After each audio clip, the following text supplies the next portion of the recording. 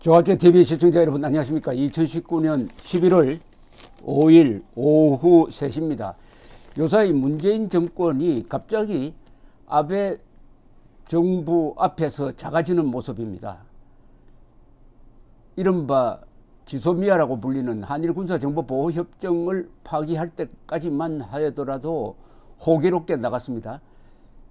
남북한이 손을 잡고 평화경제를 만들면 단숨에 일본을 따라잡을 수 있다 라고 했는데, 요사이 미국이 전면에 나서 가지고 한일군사정보보호협정을 11월 22일까지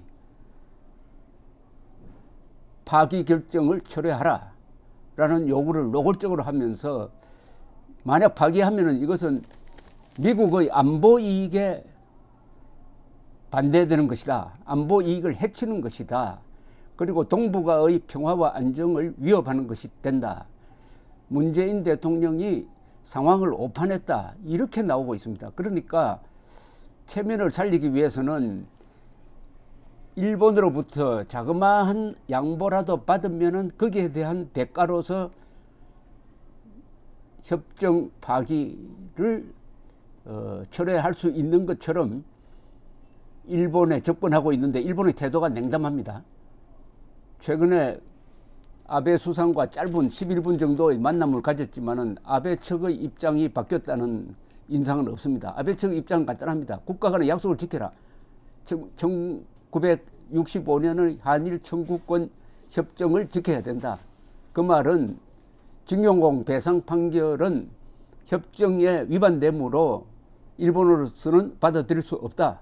만약 그 대법원 판결에 의거해 가지고 일본 기업의 재산을 압류했는데, 이걸 만약 처분해 가지고 실질적으로 금전적 손해를 일본 정부에 끼치기만 하면 그때는 또 다른 보복 조치로 나오겠다는 것을 암시를 하고 있습니다. 이렇게 되니까 속이 타는 것은 문재인 정권입니다. 정말 여름에 그 뜨거운 반일 열정은 가을이 오면서 어디로 갔는지 없어져 버렸습니다.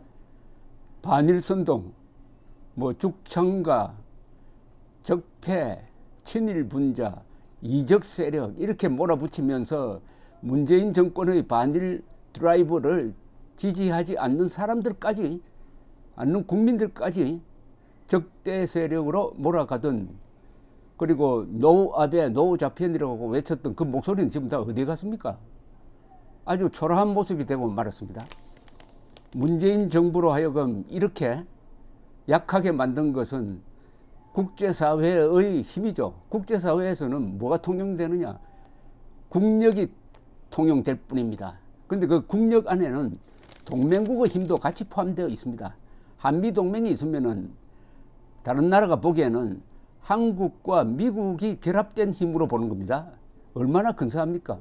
그런데 한미동맹이 약화되니까 문재인 정권, 문재인 대통령이 초라하게 보인다.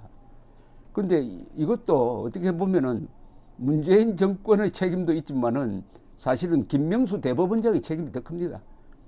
1년 전에 대법원이 징용공 배상 판결을 내렸습니다. 그 법리라는 것은 아주 단순한 논리로도 말이 되지 않는 겁니다. 1965년 한일 청구권 협정에서 징용공 배상 문제는 최종적으로 해결되었다는 것이 명문화되어 있습니다. 그런데 다른 논리를 가져왔어요. 일제 침략, 일제 지배, 그리고 반인도적 범죄가 있었으므로 그 협정을 무시하고 징용공에 대해서는 배상 판결을 내려야 된다 해서 내렸고, 그 뒤에 한일 관계는 예상한 대로 걷잡을 수 없는 사태로 악화되었으니까 작년에 있었던 징용공 배상 판결, 대법원 전원합의체에서 나온 배상 판결이 잘못된 판결이고, 이게 외교를 뒤흔들고 있습니다. 동맹 외교, 한미일 동맹을 뒤흔드는 게 13명 중에 11명이 찬성한 그 판결에서 비롯되었다는 것을 보면은, 이 국제 정세에 대해서 전문적인 지식이 없는 판사들이 탁상 공론의 판결을 한다는 것이 얼마나 위험한지. 그러니까 사법 자제의 원칙이 외교 안보 문제에서는 절실하게 필요하다는 것을 알게 되었습니다. 모든 국가 정책을 대법원이 최종적으로 심의 결정할 수는 없는 것 아닙니까? 이때는 외교 전문가들의 의견을 존중을 해야죠. 박근혜 정부는 그 위험성을 알고 가능하면 이 판결을 늦추도록 양승태 당시 대법원장에게 부탁을 했던 겁니다. 애국적 부탁이고 이를 받아준 양승태 대법원장도 사적 이익을 위해서 그렇게 한 게 아니라 나라를 위해서 그렇게 한 건데, 이렇게 한 거를 무슨 사법농단이라 해가지고 범죄로 몰아버렸습니다. 범죄로. 애국을 범죄로 몰았습니다. 그래 놓고 내린 판결은 역시 1년이 지나니까 오늘과 같은 대단한 국가 이익의 손실로 결과가 되었다. 그런데 이 대법원이, 김명수 대법원장의 대법원이 어떤 점수를 받고 있느냐, 하나의 자료가 있습니다. 경제협력개발기구, OECD죠. 선진국이 회원으로 되어 있는 경제협력개발기구가 원래 회원국 37개 나라를 대상으로 이 사법 시스템의 신뢰도를 조사를 했더니 놀랍게도 한국이 꼴찌였답니다. 꼴찌. 그 나라 국민 1000명에게 법원을 신뢰하느냐고 물었더니 신뢰한다는 응답이 한국이 가장 낮았다는 겁니다.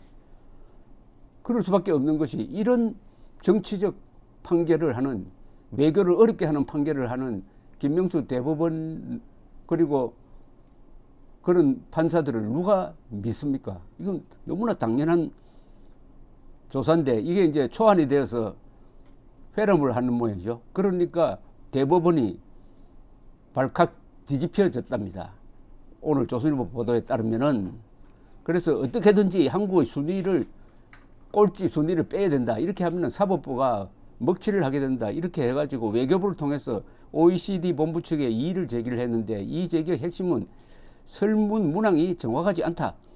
OECD는 사법부 신뢰도 조사를 할 때 한국의 사법 시스템과 법원을 신뢰하느냐고 물었는데, 이 대법원 측 주장은 이 사법 시스템에는 법원뿐만 아니라 검찰과 교도소를 관리하는 교정당국도 포함되기 때문에 법원에만 한정된 신뢰도 조사라고 보기 어렵다. 그러니까 법원과 검찰 중 어느 곳의 신뢰도가 낮은 것인지 모호하다. 이렇게 문제를 제기를 해가지고 OECD는 조만간 발간할 예정인 최종 보고서의 사법부 신뢰도 순위에서 한국은 제외할 방침으로 알려져 있습니다. 제외한답니다. 자, 그런데 사법 시스템 안에는 검찰, 법원이 다 포함되죠. 그러면은 법원에서 하고 싶은 이야기는 이 검찰이 잘못해서 꼴찌가 나왔다, 우리는 잘못한 게 없다, 이렇게 하고 싶은 모양인데 그렇습니까? 국민들 보기에는 검찰, 법원 지난 2년 동안 다 정권의 하수인으로서 잘 못했어요. 그러니까 법원이 우리는 잘했는데 검찰이 잘못해가지고 꼴찌로 나왔다, 이런 말이 먹히지 않습니다.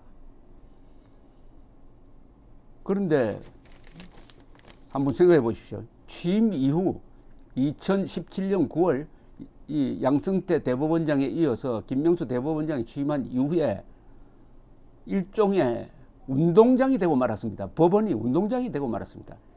이 좌파 성향의 판사 서클인 우리법연구회, 국제인권법연구회가 중심이 되어 가지고 법원을 이끌면서 동료 판사들을 적폐 판사로 몰고 100명 넘는 판사가 검찰 조사를 받고 수십 명이 징계를 당하고 드디어 대법원장은 구속 수사를 받고 재판을 받고 최근에는 보석으로 나와 있습니다만은, 이렇게 하니까 우리 국민들이 이런 사법부 믿겠습니까? 사법부가 진정으로 정권으로부터 독립된 재판을 한다고 믿겠습니까? 그러니까 국민 여론조사에서 꼴찌, 신뢰도가 OECD 37개국 중에서 꼴찌로 나온 것은 너무나 당연하게 보입니다. 너무나 당연하게 보이는 것을 또 뒷받침하는 게 한일 관계를 엉망으로 만든 점뿐만 아니라 이 김명수 대법원장이 참 공관을 보수를 하는데 책정된 예산보다 4억 7천만 원을 더 끌어다 써가지고 4억 7천만 원입니다. 보수공사를 위해서 무단으로 4억 7천만 원을 무단으로 했다는 건데 이게 아주 좋은 표현이고 요새 통상적으로 이야기하면은 유용 또는 횡령했다는 거죠. 목적 외로 썼으니까. 그런데 어디서 끌고 왔느냐 하면은 4억 7천만 원을 무단으로, 제가 횡령이라는 표현을 쓰겠습니다.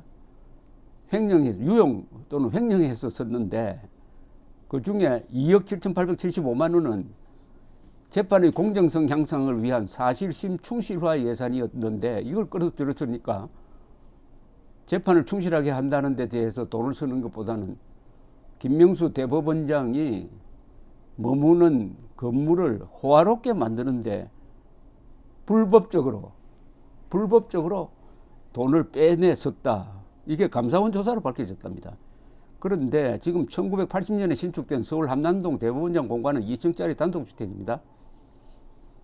근데 리모델링을 하는데 뭘 하느냐 하면은 이 고급 석재, 라임스톤을 가져와 가지고 현재의 벽돌과 바꾸는데 이 석재가 크레마 오로 황금빛 그림이라고 불리는 황금빛 크림이네요. 크림이라고 불리는 이탈리아 재랍니다. 이탈리아 재를 수입해 가지고 보수공사를 하는데 다른 예산을 끌어들여서 전용을 했다. 이게 감사원 조사로 밝혀졌습니다. 아니 도대체 김명수 대법원장은 우리나라에서 가장 정의로운 사람으로 선전되고 있는데 이런 일을 하면 됩니까? 자기 공간을 근사하게 꾸미는데 왜 다른 예산을 가져옵니까? 다른 예산. 재판을 잘하는데, 재판을 정직하게 정확하게 하는데 쓰여져야 할 예산을 끌어들여 와가지고 이게 뭐 라임스톤 그것도 이탈리아에서 수입해서 한다? 이러니까 OECD 조사에서 37개국 중에서 사법에 대한 신뢰도가 최저다 하는 게 우리 국민들이 납득할 수 있을 정도입니다. 우리 사법부에 있는 분들은 대한민국에서 가장 머리 좋은 분들로 자임하고 있는 분들이 있을 것입니다. 그러나 세상은 그렇게 간단하지가 않습니다. 복잡합니다. 또 큽니다. 판사가 외교 문제, 안보 문제까지 판단을 내리려면은 그만한 경험의 축적이 있어야 됩니다. 지식만으로는 안 됩니다. 그런데 어떻게 재판하면서 외교와 안보를 경험할 수 있겠습니까? 그러면 외교 안보 분야에 근무하는 사람들의 의견을 존중해야 합니다. 존중해야 합니다. 사실은 대법원 판사 중에 한 명 정도는 외교관 출신이어야 합니다. 제발 옛날 조선조 시대 때의 양반 행세를 하지 말고 나는 모르는 게 더 많다라는 겸허한 자세로 재판을 해 주시기 바랍니다. 감사합니다.